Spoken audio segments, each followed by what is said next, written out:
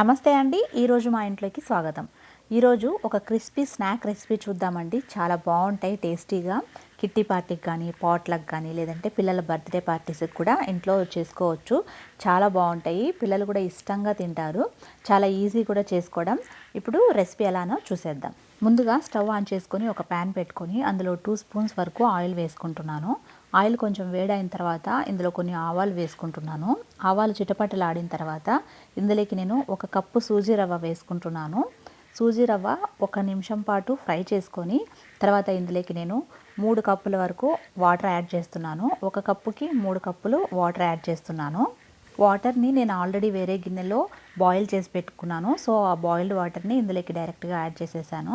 Boiled water add చేయడం వల్ల రవ్వ ఉండగట్టకుండా ఉంటుంది. అంతా ఒకసారి బాగా మిక్స్ చేసేసుకొని తర్వాత నేను ఇందులోకి సరిపడా సాల్ట్ కూడా యాడ్ చేసుకుంటున్నాను. బాగా కలిపేసుకుంటున్నాను. చెమ్మ ఎక్కువ లేకుండా ఉప్మాలాగా కొంచెం గట్టిపడే వరకు కలుపుకోవాలి. తర్వాత స్టవ్ ఆఫ్ చేసేసుకొని ఉప్మాని ఒక ప్లేట్లో వేసుకొని పూర్తిగా చల్లారనివ్వాలి.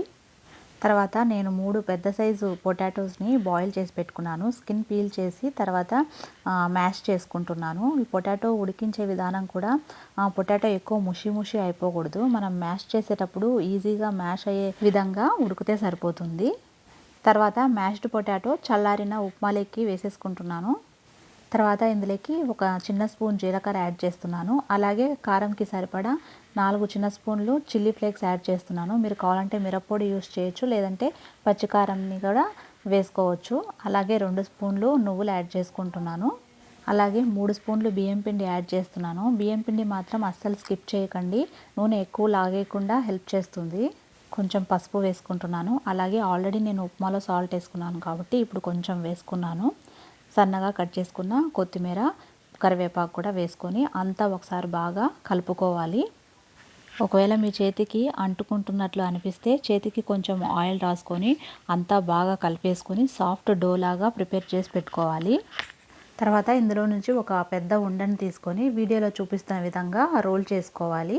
సైజెస్ అండ్ షేప్స్ మీ ఇష్టం అనమాట. మీరు స్మాల్ రౌండ్ బాల్స్ అయినా చేసుకోవచ్చు, లేదంటే ఓవల్ షేప్ అయినా, లేదంటే రౌండ్ బాల్స్ లాగా చేసుకొని ఫ్లాట్ అయినా చేసుకోవచ్చు. నేనైతే రోల్ చేసుకొని నైఫ్తో ఇలా పీసెస్ని కట్ చేసి పెట్టేసుకున్నాను. ఇదే విధంగా మిగతావన్నీ కూడా కట్ చేసి పెట్టుకొని ప్లేట్లో వేసి పెట్టేసుకున్నాను. తర్వాత స్టవ్ ఆన్ చేసుకొని ఒక ప్యాన్లో డీప్ ఫ్రైకి సరిపడా ఆయిల్ బాగా వేడైన తర్వాత పీసెస్ని ఆయిల్లో వేసుకోవాలి.